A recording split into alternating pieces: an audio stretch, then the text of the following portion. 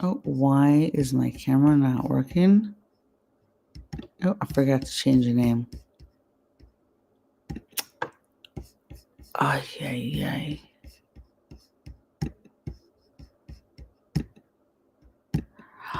Because I'm in the wrong... What? Back to restream.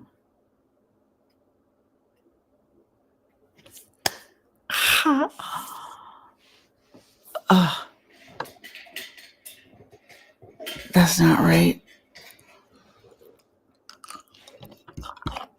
1 second. Don't go anywhere.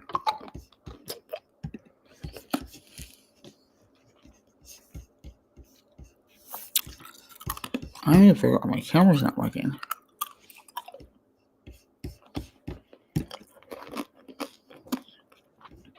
Huh. Well, we can just do a reading tonight, I suppose. Alright. Sorry. I'm chewing on ice because I'm dealing with a mast cell flare and anaphylaxis, which is defined by 2 or more body systems affected at once, and which, by the way, happens to be the exact same criteria for mast cell activation syndrome, according to the Mast Cell Society for a Cure. My tongue goes dry. My salivary glands shut down. My face gets swollen. That alone is two symptoms, or systems, 2 body systems. So, chewing food or ice is one way to help stimulate your salivary glands because they are kicked off into working when you eat food or chew on something. All right, here we go. Okay, first, latex allergy foods, what to eat, what to avoid. This was written by Daniel Moore, MD, December 5th, 2023, and medically reviewed by another doctor, another MD, Corinne Savides-Heppel. For some people with latex allergy, foods like avocado, bananas, and kiwi can also cause an allergic reaction known as latex fruit syndrome. Natural latex is a milky sap from the Hevea brasiliensis rubber tree used to make balloons, protection, mattresses, and many medical and dental products. Latex allergy can cause symptoms that range from a mild rash or a stuffy nose to life-threatening anaphylaxis. Many foods contain proteins similar to those in natural latex. An estimated 30 to 50% of people with latex allergies have a cross-reaction to foods with these proteins. This article explains why this cross-reactivity happens and how to identify latex foods. It also lists some foods and latex products that some people with latex allergy reactions also have to avoid.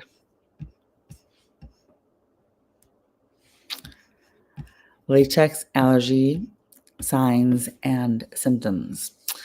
An allergic reaction to latex can range from a reasonably mild, itchy rash on the skin to the severe and systemic effects of potentially fatal anaphylactic shock.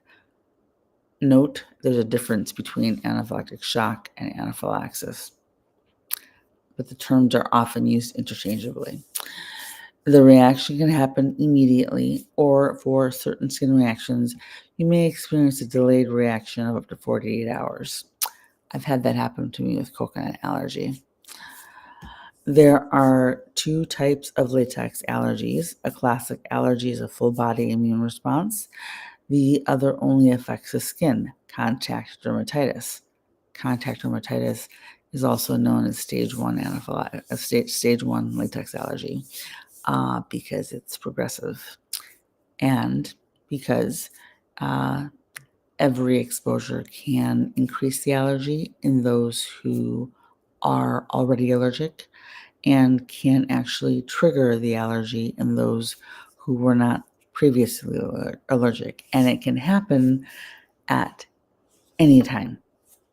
Anytime. It can happen the first time you try shrimp or kiwi or a different brand of Band-Aids to the 60th time. It can happen when you put on your shoes, a pair of underwear, walk into a party supply store, or even when someone who may live in your home comes home after working in an environment where there is latex and the uh, particles are all over their clothing. It's just that alone can trigger latex. So,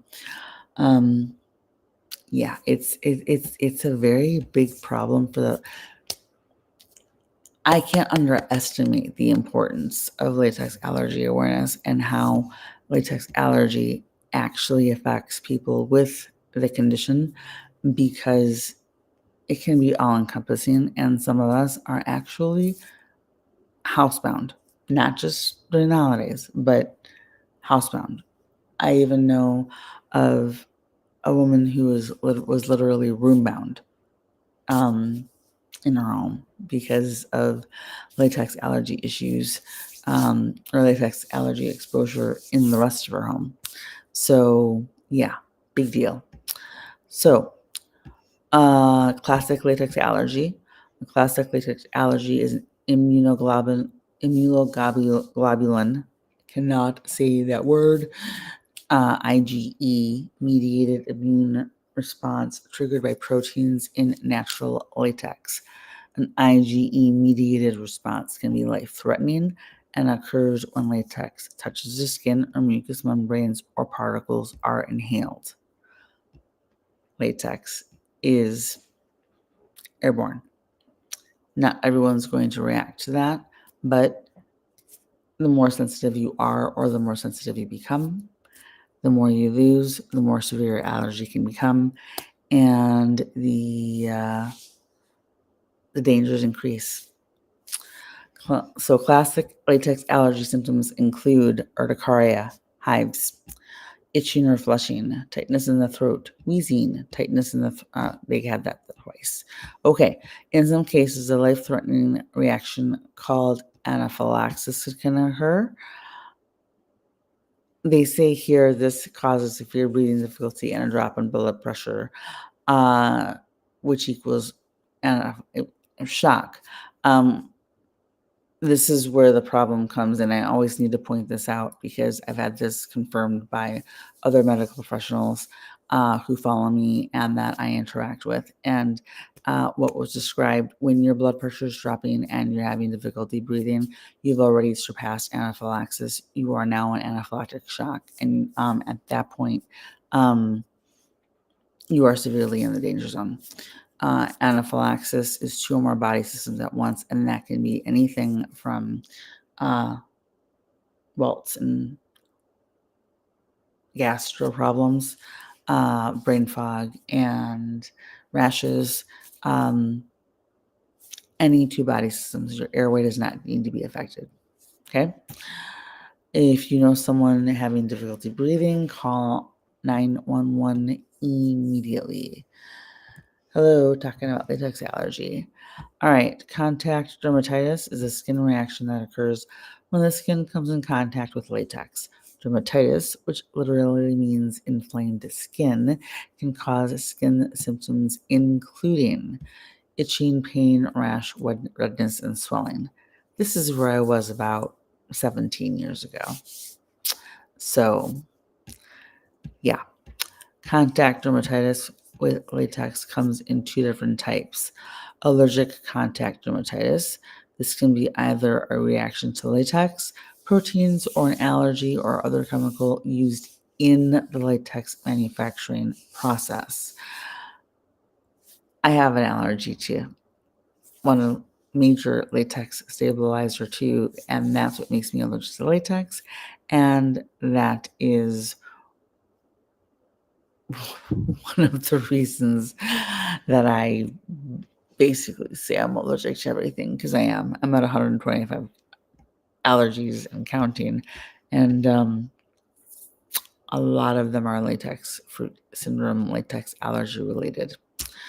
Okay, irritant contact dermatitis is a reaction to natural rubber latex, but it is not a true allergy. Irritant dermatitis is believed to be caused by frequent hand washing and incomplete drying, the use of hand sanitizers, or friction irritation from glove powder. Remember, though, latex allergy is progressive, and I kind of think, it makes sense to me that we would all start at irritant contact dermatitis. For those of us who are actually go from minimal to, hey, I need EpiPens now. But everyone's different when it comes to latex allergy. Many people who develop classic latex allergies first experience contact dermatitis. People with contact dermatitis from latex should try to avoid latex. But it's in so many things. It's crazy. All right. List of products that contain latex. Latex is used to make many products, such as foam rubber pillows or your mattresses.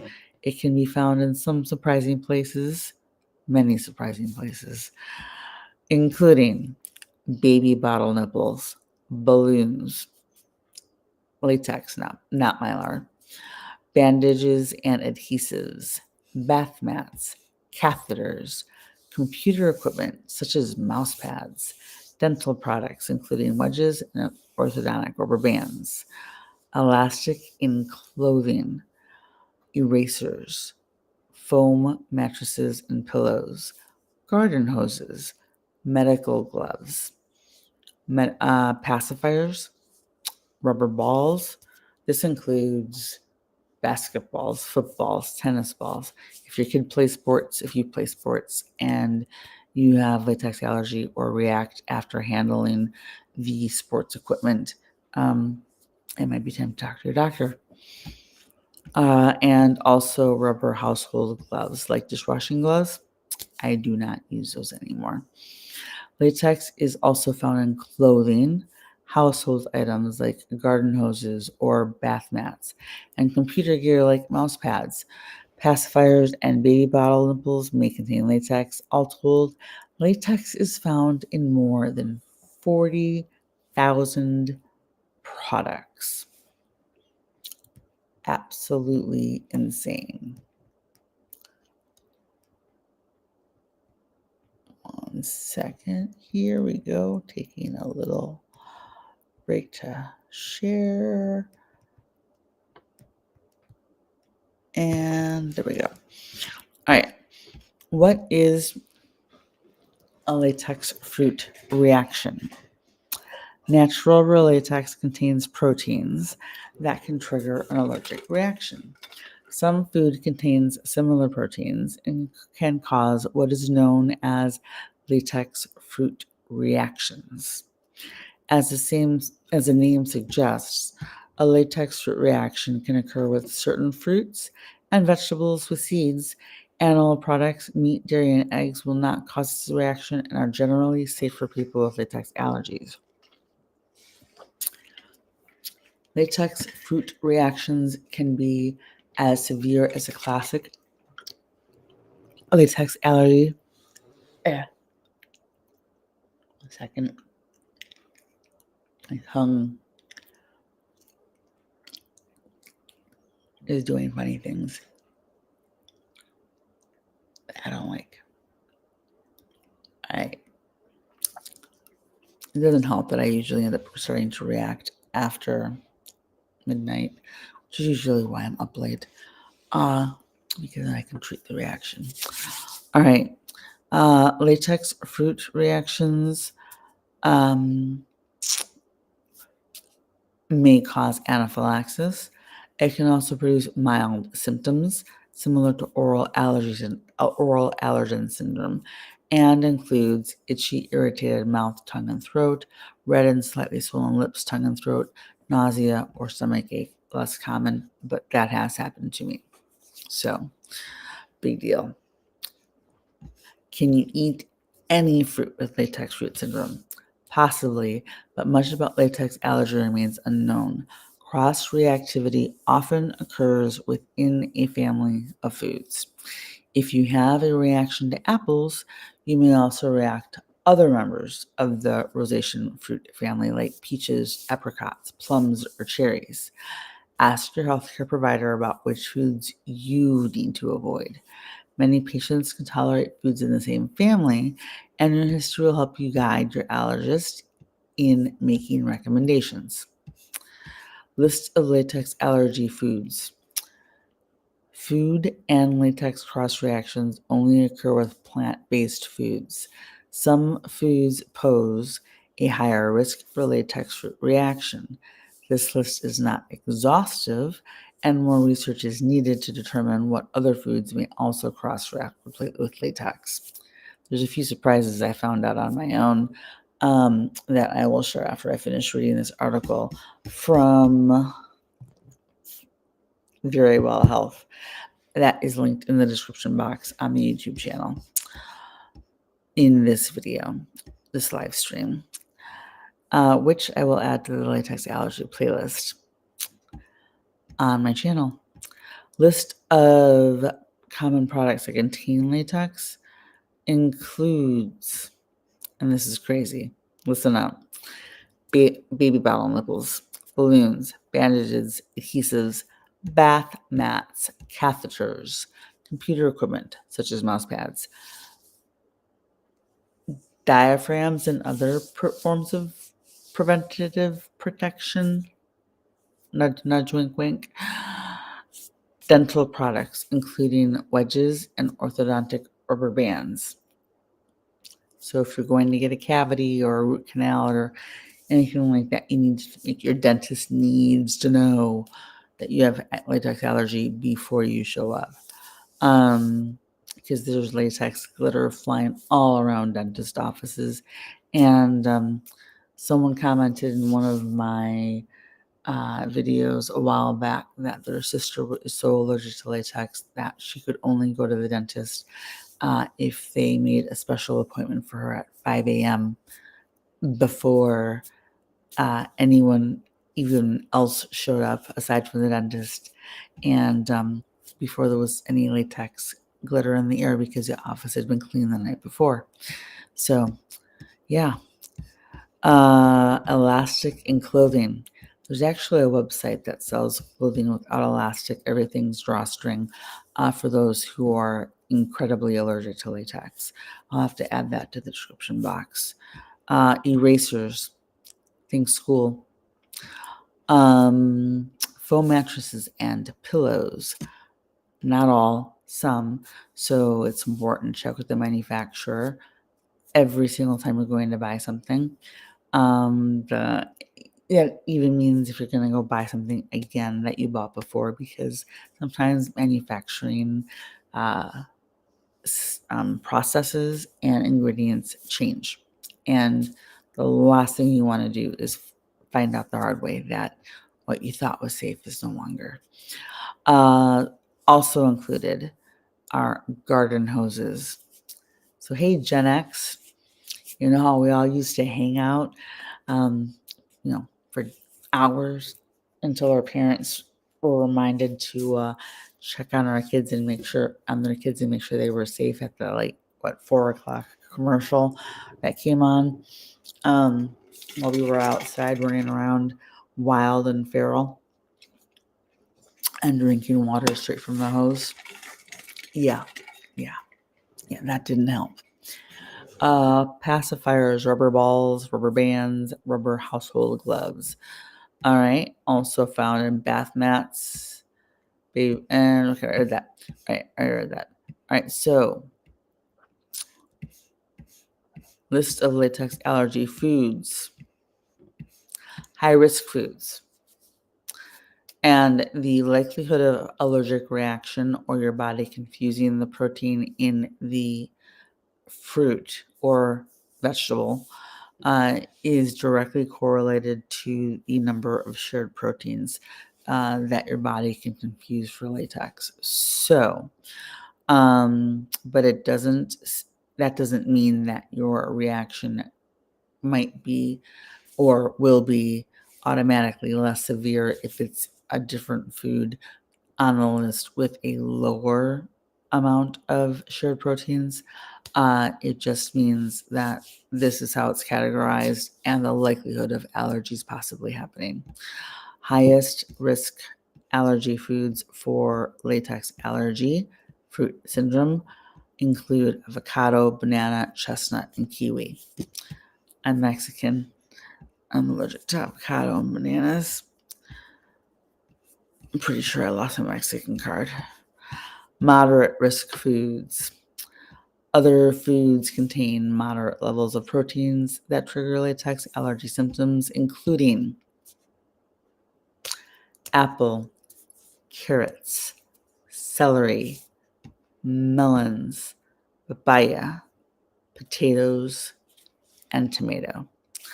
I know one of my followers messaged me the other day because she couldn't figure out why she was reacting after eating, I think, a bag of Cape Cod brand potato chips because she also is allergic to soy, which is a latex cross-reactive. And of course, you can have independent soy allergy and not be allergic to latex. Same as coconut for my friend Christina over here. But here, the kicker was she didn't realize that potatoes themselves can be latex allergy cross-reactive triggers. So keep that in mind too. Know that not every person with latex allergy is going to be allergic to every single latex allergy food, but be aware that the potential for losing foods, and that's how we phrase it in the community, when you become allergic to something else on the latex fruit syndrome list that didn't trigger you before, the potential is there.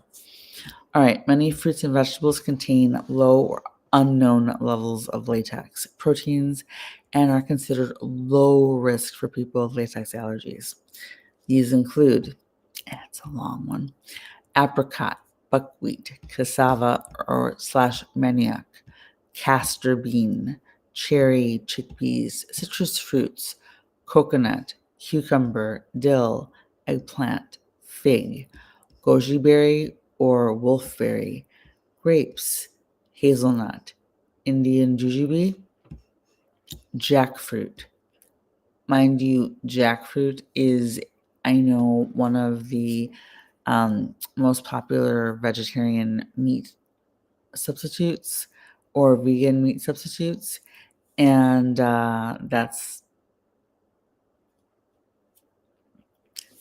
they contain latex. Okay. Lychee, mango, nectarine, oregano. Sweet mother. Okay. Passion fruit, peaches, peanuts, pear, peppers, including cayenne, sweet or bell, persimmon, pineapple, pumpkin.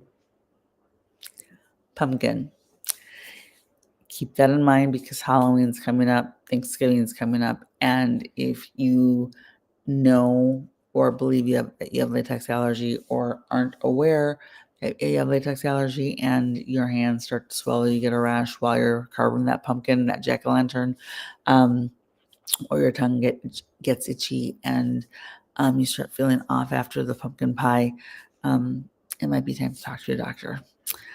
Rye, sage, strawberries, shellfish, soybean, sunflower seed, tobacco, turnip, walnut, wheat slash gluten, and zucchini. However, it is essential to note that some foods with low or unknown risk of latex cross-reaction can still cause severe problems for some people. For example, jackfruit, a tropical fruit used as a meat substitute in vegetarian diets, has been linked to a few reports of anaphylaxis in people with latex allergy. Though rare, people with a known latex allergy may want to use caution with jackfruit, particularly if they have never tried it before. Is restaurant dining safe for people with latex food restrictions or reactions? Dining out with latex food allergy is possible but requires care. Food workers often wear gloves, which may introduce latex. If food workers in the kitchen where food is being prepared are wearing latex and someone else wearing nitrile gloves is handling your food, the potential for latex cross-contamination on your food is still there because latex particles are going to be airborne. So these are things that I've learned over the last 17 years because I was diagnosed with latex allergy by proxy, essentially, because I'm allergic to ethylenediamine dichloride, which is a stabilizer in natural latex, and it is in a ton of medications and other things. So, but I didn't even learn about the latex root syndrome list until like 3 years ago. So there's a lot to learn and a lot of things that people who follow me are like, wait a minute, what? I didn't realize. And it's like, yeah, we usually find out the hard way. All right. So when dining out with food, latex allergy, know that it may be airborne and may be present in materials used in the environment. Try a food allergy app or check first with the restaurant. Many chain restaurants provide latex allergy information. It's probably a good idea to call before you go to a new restaurant or any restaurant to see if there are any birthday parties happening before or when you're planning to go out to eat, and if said birthday parties are involve latex balloons. Went out to dinner with a friend yesterday, and both of us instantly froze when we saw a family walking out with a bunch of balloons for their birthday kid, and both of us just looked and then breathed a sigh of relief because the balloons were on Mylar. I know, not the greatest for the environment, but I'll take living another day, right? Over no balloons for the birthday kid. Oh, hello. I meant to say hi, so sorry. How are food and latex allergies diagnosed? Blood tests are available for both food allergies and latex allergies. Skin tests are also available for food allergens, but are not available for latex in the United States. No, also, and I will see if one of my other sources includes this information, but skin testing and food challenges are actually very dangerous for people with latex allergy because your allergy can go from 0 to 60 in like seconds, and you don't know what the next allergy is going reaction, or the next allergic reaction to latex or a related food is going to be. So keep that in mind. Blood testing. This type of testing measures the amount of IgE antibodies in your blood that are produced to attack the allergen being tested. To measure the antibodies, a healthcare professional will need to collect a sample of blood from your vein and send it to a laboratory. A positive result is usually a sign of an allergy, but it's not uncommon to get false positive results. Here is my theory on why. When you are being tested for, say, banana allergy or pineapple allergy or coconut allergy, the test is looking specifically for your reactions that are quantifiable in the blood sample. They're looking for the protein specific to that fruit. They're not looking for the proteins that are cross-reactive with latex. I was tested, I think, 5 times for banana allergy. Negative every single time. I can't touch them. My hands blow up. So they get so swollen I can't bend them. There's also scratch test or skin prick testing. And that, again, is also something that I personally don't allow myself unless it is necessary for, say, prior to a medical procedure or prior to trying a new food that is on the latex fruit list to see if it shows up as something that I'm allergic to. Because, again, latex allergy is progressive, right? So, the scratch test uses needles to introduce a small number of potential allergens just below the skin surface. Reactions commonly appear within 15 minutes, though your healthcare provider may keep you for observation for up to an hour. Between 30 and 50% of people with latex allergies also test positive for a food allergy. However, a positive skin test does not necessarily mean you'll have a reaction if you eat the food. If you have a known latex allergy, it is important your healthcare provider or allergist evaluates you for the possibility of a food allergy. In many cases, they will only need to take a history. In some cases, testing may be necessary. They also may want to rule out other possible conditions responsible for your symptoms, such as asthma.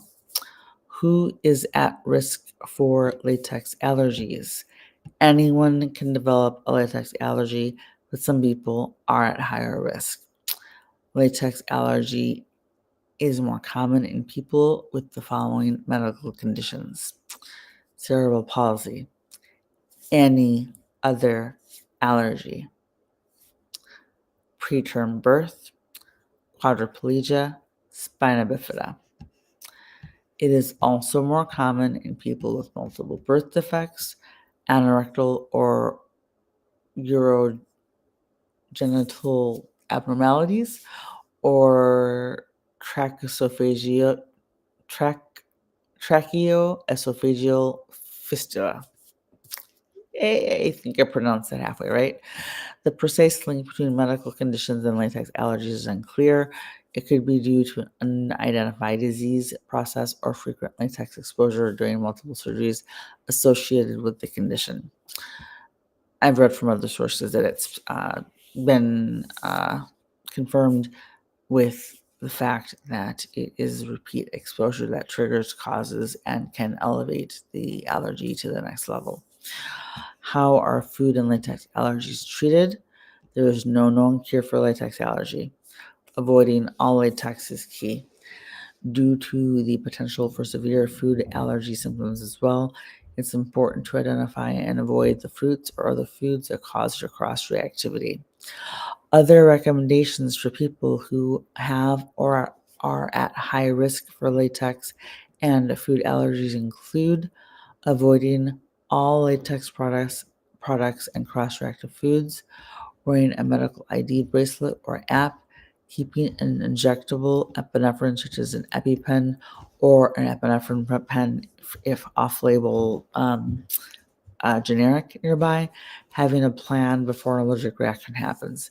So you make sure if you have latex allergy that you sit down with your doctor, your medical provider, your primary, or your allergist, whoever is treating you for your latex allergy, and make sure you nail down the rescue plan, the safety plan, so you know what signs you need to watch for, what foods you need to avoid, and how you need to react, what medications you need to take, or steps you need to take, and when it's time to go to the hospital, because that can be different for everybody. But I would be remiss to say if I did not say that epinephrine is the accepted and expected first line treatment for latex allergy treatment, because Benadryl, while it can be helpful, is not going to be as fast acting as the epinephrine. All right, so about 10% of people with latex allergy also have cross-reactive reactions to latex. So it can go both ways. You can start off as allergic to, say, just oranges or bananas or bamboo or kiwi or wheat / gluten and or peanuts, other legumes, and it can cross over to latex allergy and vice versa. So it is actually a two-way street. If that's the case for you or your child, you'll want to know more about other sources of latex they may encounter, like the glue on envelopes or the chairs they sit in. Latex-free school products and sports equipment are available. Ensure you and your pediatrician share age-appropriate information with latex allergy and latex products with your child. And if this is something you're dealing with yourself, make sure you talk to your doctor about everything you need to know so that you can stay safe. Preventing allergic reactions. If you have a known allergy to latex or foods, the best way to prevent, pardon me, a reaction is to avoid the allergen. That means awareness. Inform healthcare providers that about latex allergies and ask them to use latex-free gloves and products. Inform those healthcare providers, if possible, prior to even arriving for a new doctor's appointment. Don't wait until you are in the waiting room, the 15 minutes to 30 minutes before they call you back, because latex glitter remains in the air for quite a bit. And might not be enough time for the latex particles to clear before you go into the office if they remove the box of latex gloves from the office just before you walk back there. Okay. If your latex allergy puts you at risk for anaphylaxis, also take the following steps. Ask your healthcare provider to write a written anaphylaxis action plan with steps to take in the event of an allergic reaction. Learn how to use an epinephrine pen, then teach others who spend time with you, friends, family, teachers for your kids in school, etc. Carry an EpiPen / epinephrine pen, if generic, with you when you go out. Wear a medical ID bracelet to alert first responders and healthcare workers. Summary. People who have latex allergies often have a food allergy, typically to fruits that have proteins similar to those found in natural rubber latex. This cross-reactivity means they may have to avoid certain foods and latex products. Avocado, banana, kiwi are common fruits that can trigger this response. There are many other latex food allergies, so it is essential to identify what's causing the allergy. By the way, one symptom of anaphylaxis is when one symptom by itself of any allergy is your salivary glands deciding to shut down and your tongue going completely dry. Ask me how I know. Add that to any other condition, any other body system affected, and you've got anaphylaxis. Ow.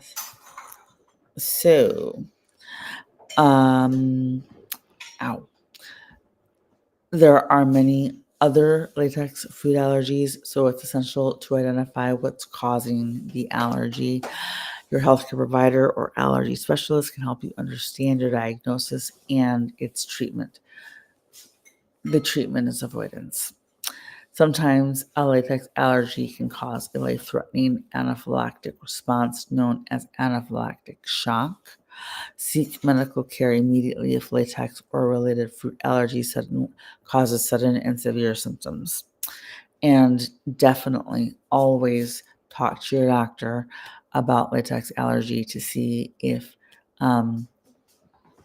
they would recommend an EpiPen, because for latex allergy patients, we don't know. Again, we don't know when or if the reactions we have can go from mild and just a rash to 0 to 60, and you suddenly need an EpiPen and you don't have one. So definitely make sure you talk to your doctor about that. Let's see. We will also look at. All right, now let me share this one. I'm currently sharing on screen on the YouTube channel. Please make sure you share, like, subscribe, comment, etc. to try and help support me as a content creator for awareness for this life-changing and life-altering allergy, because it is. This is oops, 1 second. There we go. Nope. This is a graphic from the Allergy and Asthma Network showing the foods that have potential to cross-react with natural rubber latex. It's a visual, so this is a really good one. And it includes at the top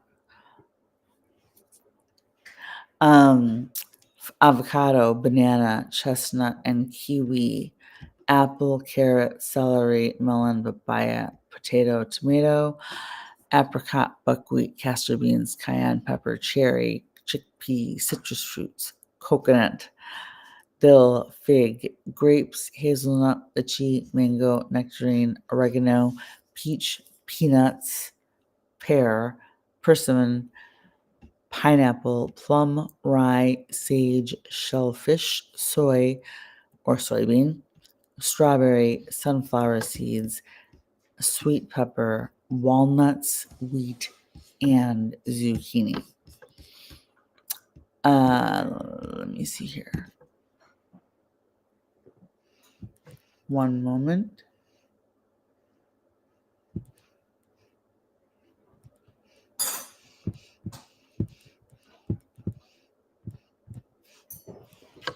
One moment.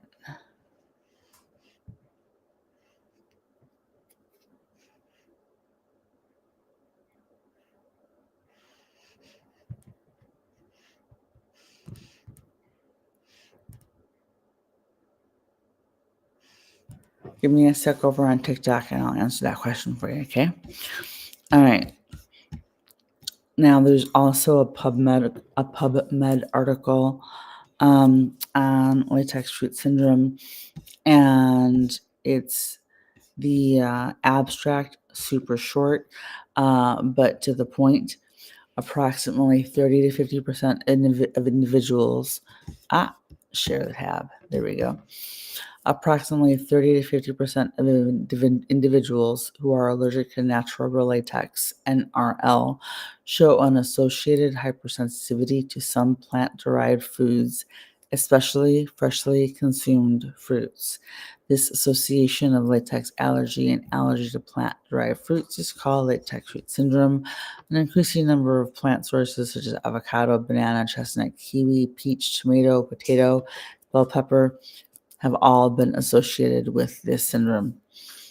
The prevailing hypothesis is that allergen cross-reactivity is due to IgE antibodies that recognize structurally similar epitopes on different proteins that are phylogenetically closely related or represent evolutionary conserved structures.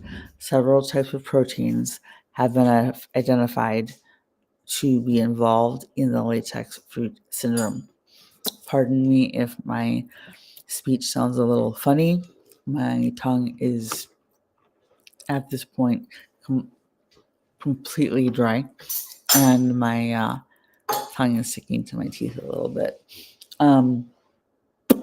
I should epi, but I can't because I only have 2 EpiPens left until Monday, and I just have to medicate with my other rescue medications and save the EpiPens for the next reaction, just in case things are worse, because next I have mast cell activation syndrome too, and I get a daily reaction with that. So, and the timing's right.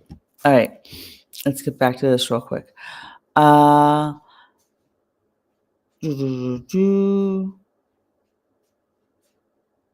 Several types of proteins. Okay, 2 of these plant defense proteins, class 1 chitinases, containing an N-terminal hevein, Hevein, like domain of cross-react. One second. Like domain cross-react with Hev B6.02, a major IgE binding allergen for patients allergic to NRL, natural rubber latex. A beta 1,3 glucanase was identified as an important latex allergen, which shows cross-reactivity with proteins of bell pepper. Another important natural rubber latex allergen, HEVV7, is a patatin-like protein that shows cross-reactivity with its analogous protein in potato. Furthermore, patients with allergy to plant-derived foods and associated pollinosis show a high frequency of IgE reactivity to the pan-allergen profile, which may cause positive serum IgE determinations to NRL. Although there is much information about the plant-derived foods and some data about the allergens involved in the latex fruit syndrome, it is not always clear whether latex sensitization precedes or follows the onset of food allergy.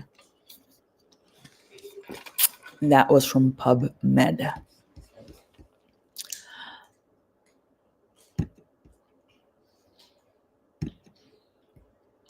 One second.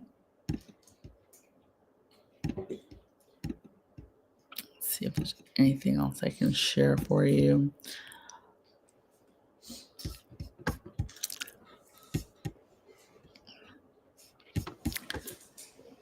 So I have linked in here the Allergy and Asthma Network in the description box The Allergy and Asthma Network's Latex Allergy Week article for this year. And while I did a reading on this one the other day, I just want to highlight a few things for you to be aware of. In addition to balloons, latex products can be found in medical facilities and gyms. They can also be found in offices and schools. Latex can keep people from getting essential health care, participating in school events, or attending social occasions, and impact quality of life. Also, the best way for people with latex allergy to prevent a reaction is to avoid latex. More than 40,000 products contain latex, so it may not be possible to completely eliminate exposure. Latex allergy maintenance, or I don't know, the best way to keep yourself safe is just try to reduce your exposure, because there's absolutely no way to completely avoid all latex.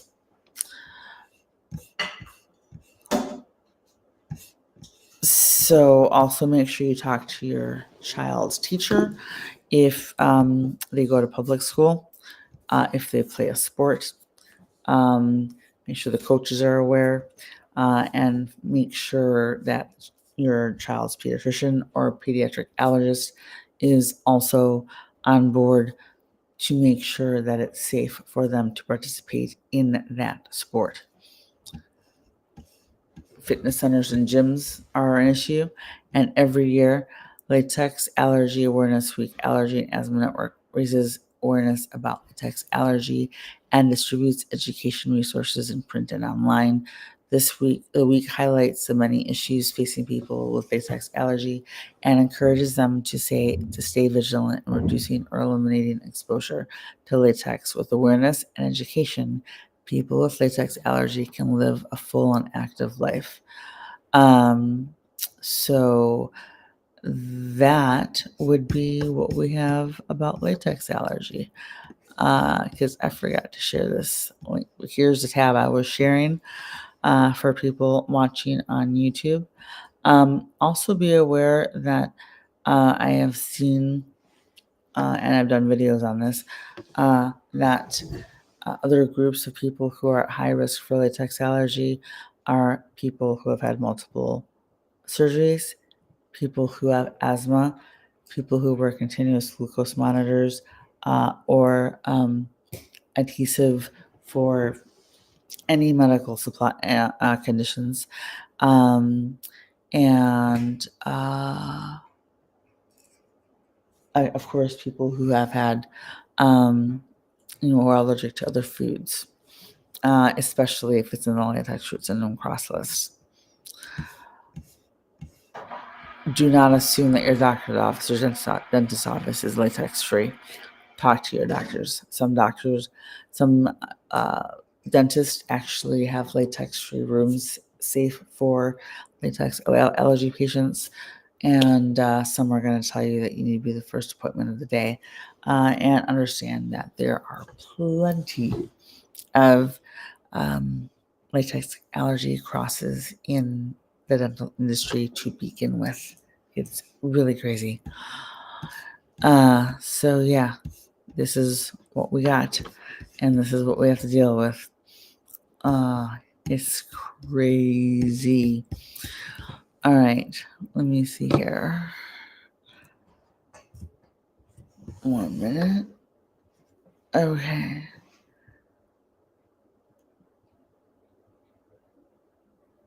Just checking things out here. Okay. I think we're good for now on Latex Allergy Awareness Week.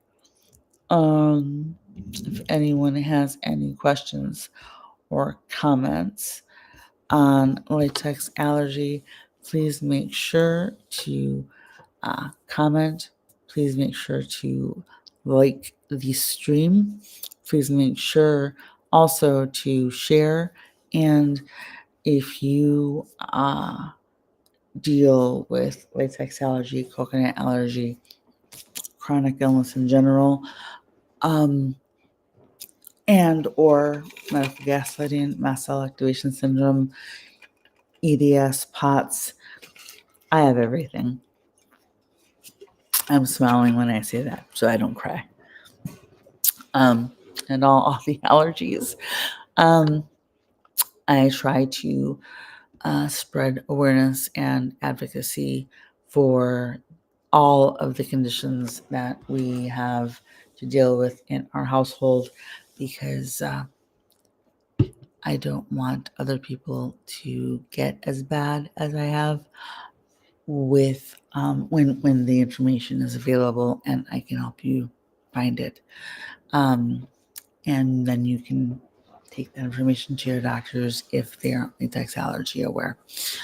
So I hope that this helps. I hope that you stay safe, and I will see you in the next video. If you have comments or suggestions for the next video that you would like to see, or a question that you'd like to have answered, feel free to drop that in the comment box in the comments, and make sure you check the description box, because that's where I have linked all of the sources that I cited on YouTube.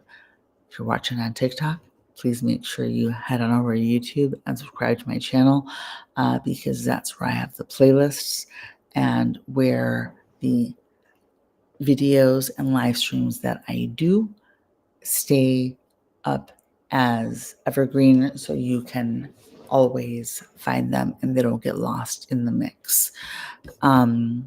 I will have to go in and change the title on this one, because I forgot to do that previously. And right now it's under the MCAS anaphylaxis root cause, what you need to know title. So I will update that one so that you know exactly what this live stream is about. For some reason, my camera won't work right now, so this turned out to be sort of podcast style as opposed to video, but at least you got to see the articles that I was sharing on the channel. Okay, that's all for tonight on latex allergy for Latex Allergy Awareness Week 2024. I hope you stay safe, and I'll see you in the next video.